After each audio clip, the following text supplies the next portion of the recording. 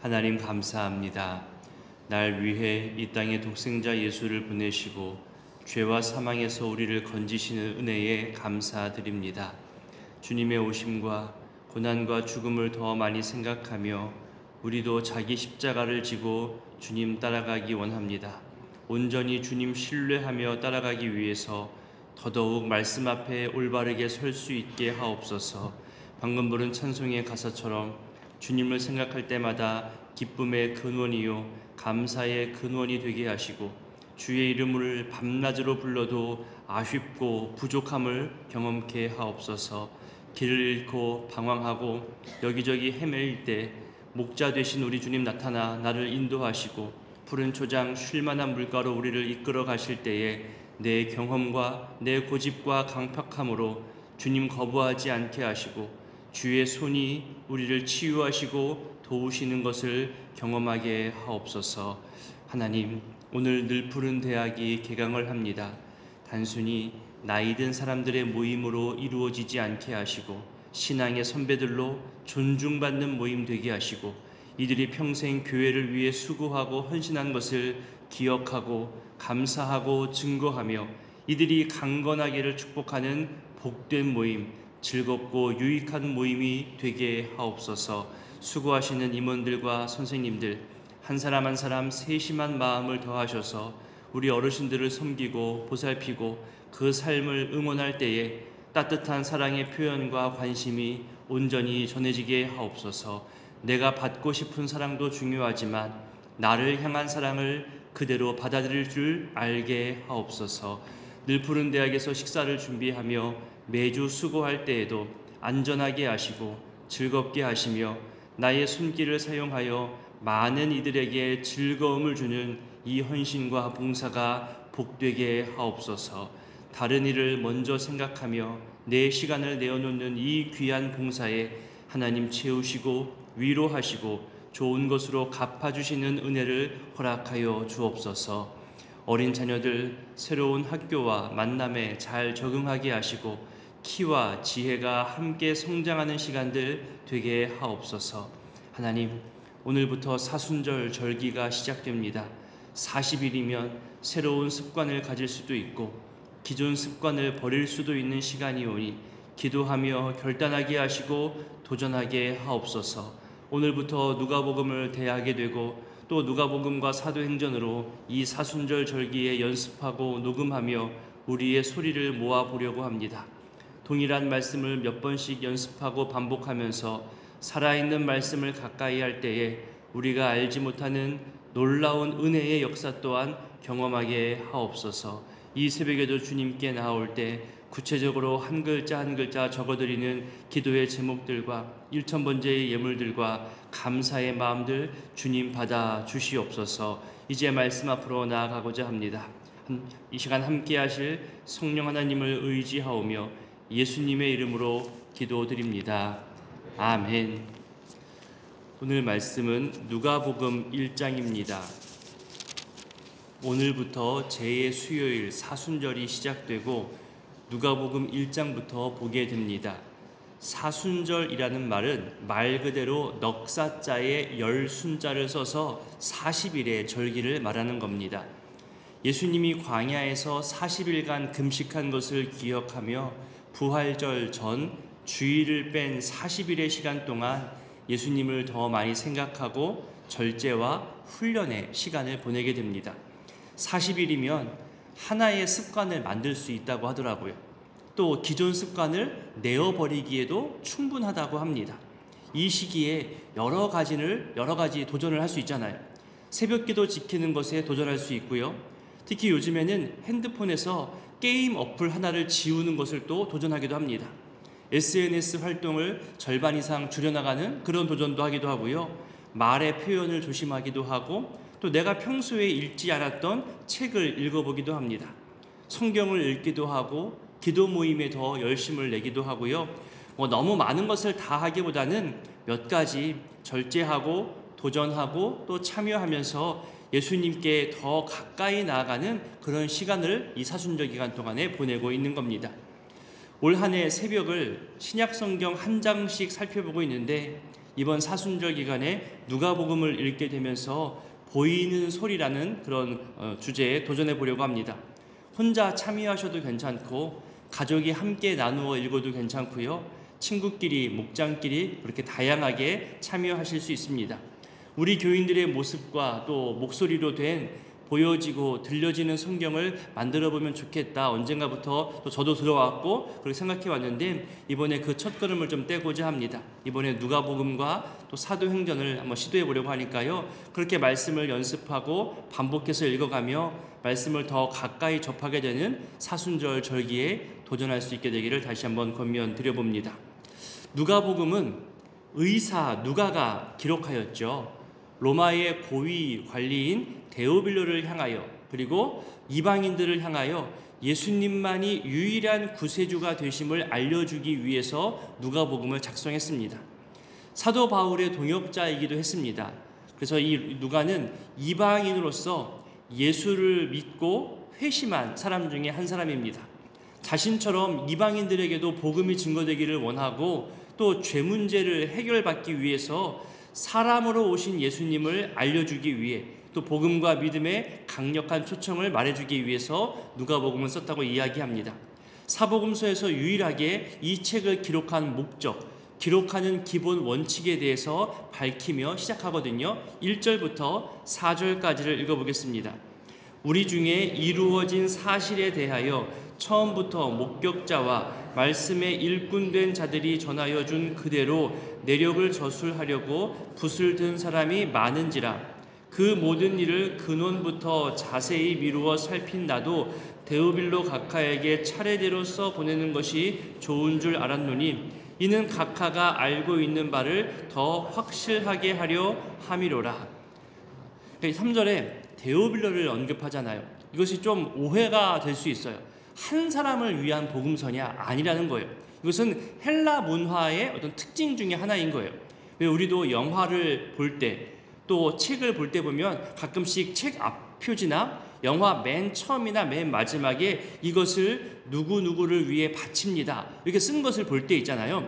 그러니까 추천하는 사람들의 글을 써서 받기도 하고요. 그러니까 헬라 시대의 작가들은 자신이 정성껏 집필한 책을 어떤 유명한 사람에게 바친다, 이 사람을 위해 썼다, 이렇게 쓰는 관습이 있었다고 합니다.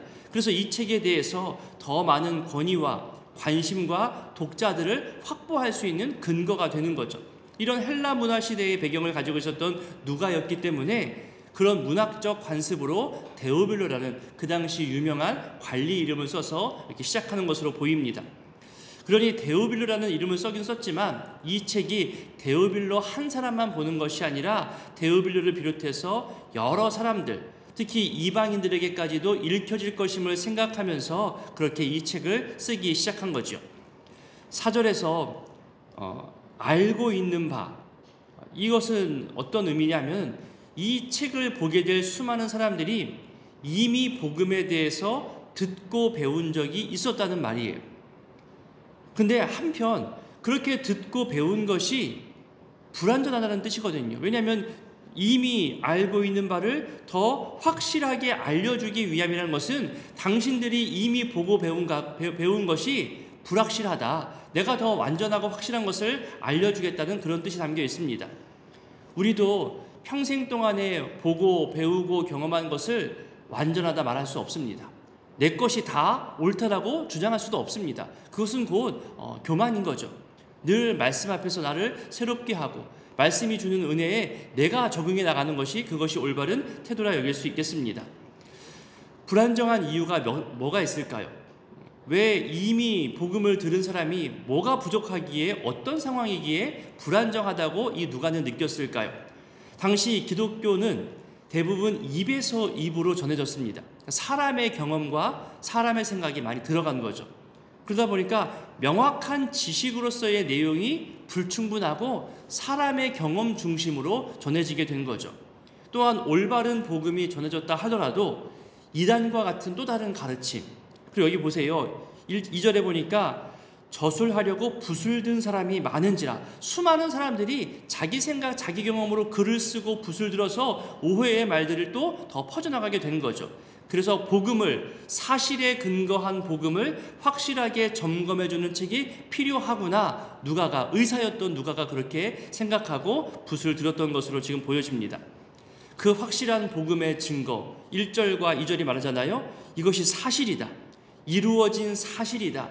직접 목격한 사람들의 말이 있다. 말씀에 일꾼된 자들이 전하여 준 내용이 있음을 말해주고 있는 겁니다. 그러니 예수 그리스도에 관련된 이 복음의 이야기가 지어낸 이야기가 아니다. 사람들이 만들어낸 이야기가 아니다. 소설책이 아니다. 현실적 역사 사실이었다. 그리고 이 사실에 근거해서 내가 지금 붓을 들었다. 그렇게 이야기하고 있는 거죠.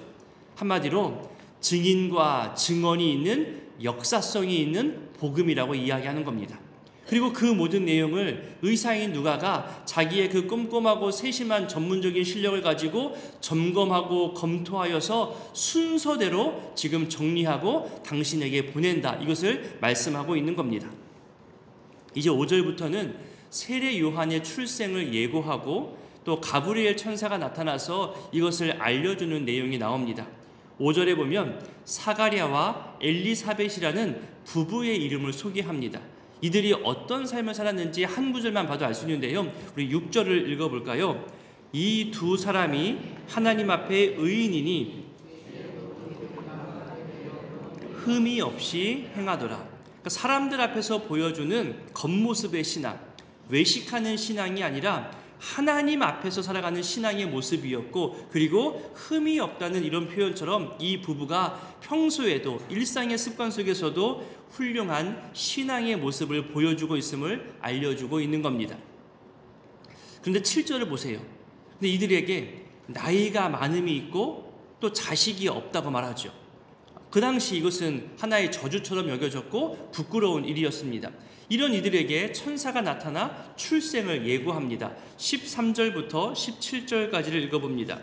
천사가 그에게 이르되 사가랴여 무서워하지 말라. 너의 간구함이 들린지라. 내 아내 엘리사벳이 내게 아들을 낳아주리니 그 이름을 요한이라 하라. 너도 기뻐하고 즐거워할 것이요 많은 사람도 그의 태어남을 기뻐하리니 이는 그가 주 앞에 큰 자가 되며 포도주나 독한 술을 마시지 아니하며 모태로부터 성령의 충만함을 받아 이스라엘 자손을 주 곧 그들의 하나님께로 많이 돌아오게 하겠습니다. 그가 또 엘리야의 심령과 능력으로 주 앞에 먼저 와서 아버지의 마음을 자식에게, 거스리는 자를 의인의 슬기에 돌아오게 하고 주를 위하여 세운 백성을 준비하리라. 얼마나 기쁜 소식이에요. 그런데 18절에 보면 자신의 육체적 한계, 나이가 많다는 것으로 이 일이 이루어지는 것에 대해서 쉽게 믿지 못합니다. 그랬더니 19절에 보니까 가브리엘이 자기 자신을 소개하면서 20절에서 말하지 못하게 될 것을 말하죠. 그리고 나중에 시간이 지나서 세례 요한이 태어나고 이 이름을 지을 때에 이 사가랴의 입이 열리면서 말을 하게 되는 또 그런 기적과도 같은 일이 나타나지요. 가브리엘 천사의 예고대로 이 부부에게 때가 되어 아이가 생깁니다. 근데 특별한 표현이 나오죠. 24절과 25절을 읽어보겠습니다.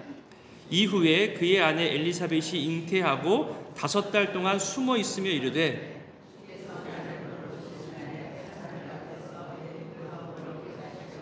이렇게 행하심이라 하더라. 자, 잉태하고 나서 5달 동안을 숨어 지냈다고 합니다. 여기서 숨어 지냈다는 것은 어디 다른 곳에 가서 숨었다는 것이 아니라 그냥 집 안에 있었다는 거예요. 사람들을 만나지 않고 밖에 나가지 않고 집 안에 있었다는 것을 이렇게 표현한 겁니다. 그러면 왜 그랬을까요? 나이 들어 임신했던 것이 창피했기 때문일까요? 아직 5달이면 배도 많이 나오지 않고 티도 안 날 때잖아요. 자녀를 낳고 기르는 것이, 번성하는 것이 축복이라 여겼던 그때인데 숨길 것은 아닐 텐데 왜 숨었을까? 오히려 하나님의 은혜에 감사하며 자랑하고 기뻐해야 하고 간증해야 할 일인데 왜 25절 표현처럼 부끄러움을 없앴다고까지 고백하면서도 숨어 지냈을까요? 천사가 나타나서 나이 들어 늙은 몸이지만 하나님의 일을 감당할 소중한 생명이 태어날 거라 말씀했잖아요. 여러분 한번 내가 이런 상황이라고 상상해 보십시오. 지금 내 뱃속에 예언의 선물이, 예언의 증거가, 소중한 생명이 잉태되고 자라고 있어요. 하나님의 섭리와 은혜로 태어날 것임을 이미 들었어요. 오래 기다려왔고 본인도 여기저기 자랑도 하고 싶어요. 그런 생명이지만 먼저 하나님 앞에 이 생명을 내어놓는 그런 시간을 갖는 겁니다. 특별한 삶을 살아가야 하는 생명이기 때문에 보통의 방법으로 키울 수 없는 거잖아요. 세상의 유행대로 키울 수 없겠죠. 그러니 어떻게 양육해야 할지 하나님 앞에 철저하게 이 생명을 내어놓고서 어떻게 키우는 것이 옳습니까? 하나님 말씀 앞에서 무엇이 옳습니까? 라고 하나님 앞에 나아가는, 다른 사람들과 세상의 유행에 나가지 않고 하나님 앞에 나아가는 시간을 먼저 가졌다는 거예요. 한마디로 기도하는 시간을 가졌던 거죠. 이 시대를 분별하고 이 악함과 음란이 많아지는 시대 가운데 분별할 수 있는 능력을 주시고 하나님의 사람으로 키우기 위해서 부모가 먼저 엎드린 시간이 5달 동안 지속된 겁니다. 그렇게 살아왔던 인생이었음을 아까 봤잖아요. 여전히 아이가 잉태됐음에도 불구하고 하나님 앞에서 흠이 없는 삶을 살아가고 있는 부모의 모습입니다. 여러분 지금도 보세요. 오늘날도 보면 임신 소식이 들리자마자 어떤 말이 나올까요? 태교는 이렇게 해야 돼. 어디가 좋아? 요즘은 태교 여행으로 저 멀리 해외여행도 가. 입덧하는 시기를 이용해서 남편을 길들여. 아이가 유치원 갈 무렵부터 영어 유치원 보내야 돼. 이것이 최신 유행이야. 이것이 성공하는 방법이야. 의대 가려면 10살부터 준비해야 돼. 뭐 수많은 세상의 소리가 들리잖아요. 세상의 유행이 보여요. 거기에 귀 쫑긋하고 쫓아가다 보면 내 인생도 아닌 다른 사람의 인생을 살게 되잖아요. 이 아이의 존재와 이 아이가 태어나서 어떤 성향, 어떤 모습인지 살피기도 전에 벌써 10년치 꽉 찬 계획표가 만들어지는 그런 삶을 살게 됩니다. 비록 뱃속에 있는 아이지만 의도적으로 세상의 유행과 구별하려 한 노력과 의지가 그렇게 느껴집니다. 성경이 5달 동안 외출도 금하고 사람들과의 만남도 절제했는데 아마 계속 그랬을 겁니다. 그런데 이것이 깨지죠. 왜냐하면 6달째 마리아가 방문했기 때문입니다. 자, 이제 예수님의 태어남을 예고하는 내용이 26절부터 나옵니다. 가브리엘 천사가 마리아에게도 찾아가서 그가 동정녀의 몸으로, 남자를 알지 못하는 몸으로 예수를 낳게 될 것을 예고하죠. 우리 26절부터 31절까지를 읽어보겠습니다. 6째 달에 천사 가브리엘이 하나님의 보내심을 받아 갈릴리 나사렛이란 동네에 가서 다윗의 자손 요셉이라 하는 사람과 약혼한 처녀에게 이르니 그 처녀의 이름은 마리아라. 그에게 들어가 이르되 은혜를 받은 자여 평안할지어다. 주께서 너와 함께 하시도다 하니 처녀가 그 말을 듣고 놀라 이런 인사가 어찌함인가 생각하매 천사가 이르되 마리아여 무서워하지 말라. 내가 하나님께 은혜를 입었느니라. 보라, 내가 잉태하여 아들을 낳으리니 그 이름을 예수라 하라. 우리는 이 전체 내용을 알고 있기 때문에 그저 그렇게 떨림이 없이 읽을 수 있지요. 하지만 당사자가 되어 보십시오. 내가 아직 결혼하지 않았어요. 남자와의 관계도 없어요. 그런데 내가 아이를 낳는데요. 여러분 이게 쉽게 받아들여질 그런 이야기일까요? 성령이 무엇인지도 모르는 그런 시대잖아요. 더구나 인간의 가장 기본적인 상식이라 말할 수 있는 임신과 출생에 대해서 그 상식을 뛰어넘는, 상식을 깨어버리는 성령으로 잉태되어 아들을 낳는다고 하니까 약혼자 요셉에게는 무엇라 말할 것이며 부모님과 주변 사람들에게는 또 무엇라 설명할 것이며 여러분 정말 복잡하지 않을까요? 그래서 34절에 보면 이렇게 말합니다. 나는 남자를 알지 못하는 처녀인데 어떻게 이런 일이 가능하냐? 지극히 상식적인 질문인 거죠. 천사가 대답하는 내용과 마리아가 결단하는 내용이 그 다음에 나옵니다. 35절부터 38절까지를 읽어봅니다. 천사가 대답하여 이르되 성령이 내게 임하시고 지극히 높으신 이의 능력이 너를 덮으시리니 이러므로 나실 바 거룩한 이는 하나님의 아들이라 일컬어지리라. 보라, 내 친족 엘리사벳도 늙어서 아들을 배었느니라. 본래 임신하지 못한다고 알려진 이가 이미 6달이 되었나니 대저 하나님의 모든 말씀은 능하지 못하심이 없느니라. 마리아가 이르되 주의 여종이오니 말씀대로 내게 이루어지이다 하매 천사가 떠나가니라. 아멘. 임신이 불가능한 상황과 임신할 수 없는 나이 든 사람에게 가능하게 한 이유와 근원이 무엇인지를 말하는 거죠. 바로 37절이잖아요. 하나님의 모든 말씀은 능하지 못하심이 없느니라. 정말로 말씀으로 천지 창조를 하셨잖아요. 온 우주 만물 생명을 창조하셨습니다. 선포된 모든 말씀들이 모든 것을 가능하게 하는 능력과 권세가 있다는 그런 표현이죠. 그 옛날 아브라함과 사라에게도 그 아들을 약속할 때에도 여호와께 능치 못한 일이 무엇이냐고 말씀했던 그 사건이 또한 기억날 정도입니다. 마리아는 이 말씀을 듣고 믿음으로 응답합니다. 주의 여종이오니 말씀대로, 그 능하신 말씀대로 내게 이루어지기를 소원하고 있습니다. 앞서 세례 요한의 탄생을 예고했을 때 그 아버지 사가랴는 믿지 못해서 입이 지금 막혔잖아요. 말할 수 없잖아요. 그에 비해서 지금 마리아를 보세요. 말씀 그대로 믿고 이루어질 것을 고백하고 있는 겁니다.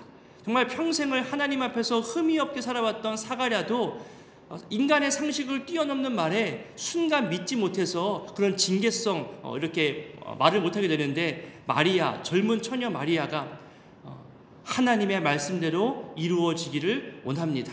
너무나 귀한 고백을 합니다. 여러분, 그래서인가요? 나중에 마리아가 이 말을 한 번 더 합니다. 언제냐 하면은 요한복음에서 예수님께서 첫 번째 이적을 가나 혼인잔치에서 베풀잖아요. 그때 물로 포도주를 만드실 때에 마리아가 같은 고백을 합니다. 잔치집 하인들에게 말하잖아요. 너희에게 무슨 말씀을 하시든지 말씀대로 될 것을 알고 따르라고 하잖아요. 이미 경험하였기 때문에 할 수 있는 표현이에요. 말씀대로 이루어질 것을 내가 신뢰합니다. 자, 이제 39절부터는 마리아와 엘리사벳의 만남이 나오고 마리아의 찬가가 나옵니다. 41절부터 45절까지를 읽어보겠습니다. 엘리사벳이 마리아가 무난함을 들으매 아이가 복중에서 뛰노는지라 엘리사벳이 성령의 충만함을 받아 큰 소리로 불러 이르되 태중의 아이도 복이 있도다.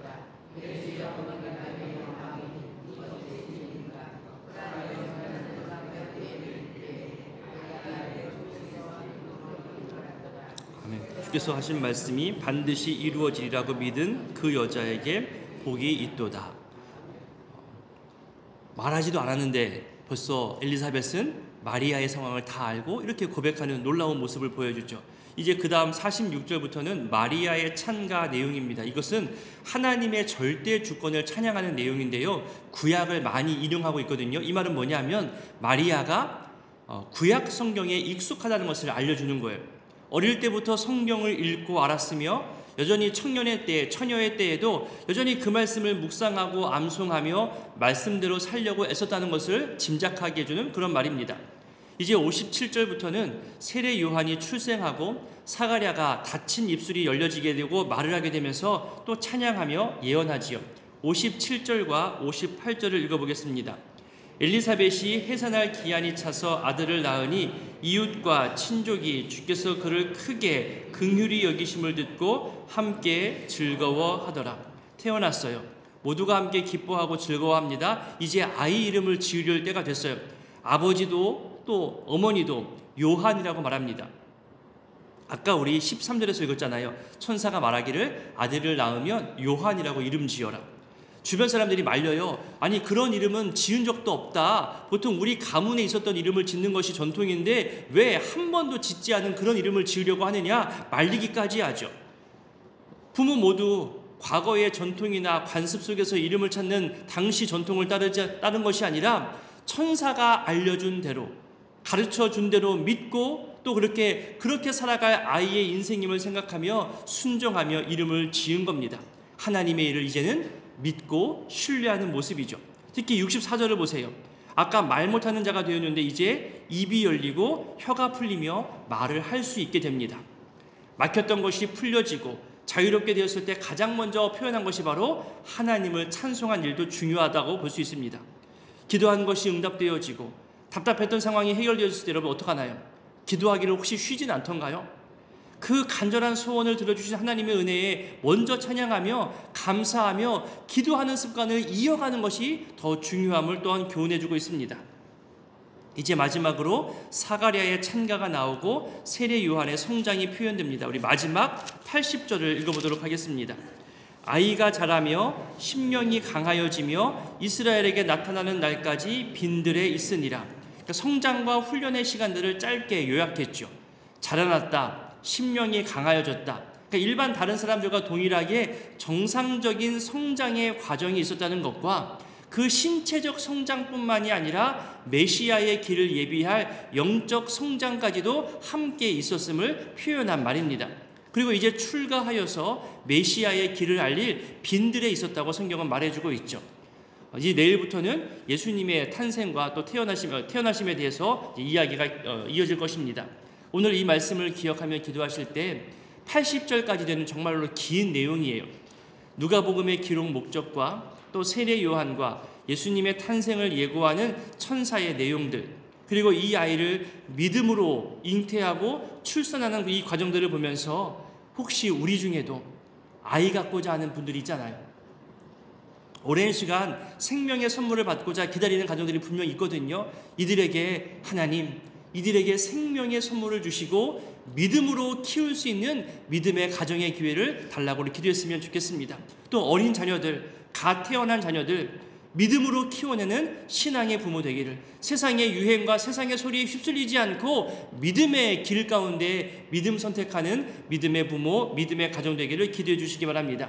또한 이번 유아 세례와 아동 세례에도 신청하셔서 믿음으로 키워내는 그런 믿음의 가정이 우리 가운데 많아지게 되기를 기도해 주시기를 부탁드립니다. 오늘부터 모이는 늘 푸른 대학을 위해서도 잠시나마 기도해 주시기를 또 부탁드리겠습니다. 함께 주기도문으로 기도하겠습니다. 하늘에 계신 우리 아버지, 아버지의 이름을 거룩하게 하시며 아버지의 나라가 오게 하시며 아버지의 뜻이 이루어지게 하소서. 오늘 우리에게 일용할 양식을 주시고 우리가 우리에게 잘못한 사람을 용서하여 준 것 같이 우리 죄를 용서하여 주시고 우리를 시험에 빠지지 않게 하시고 악에서 구하소서. 나라와 권능과 영광이 영원히 아버지의 것입니다. 아멘.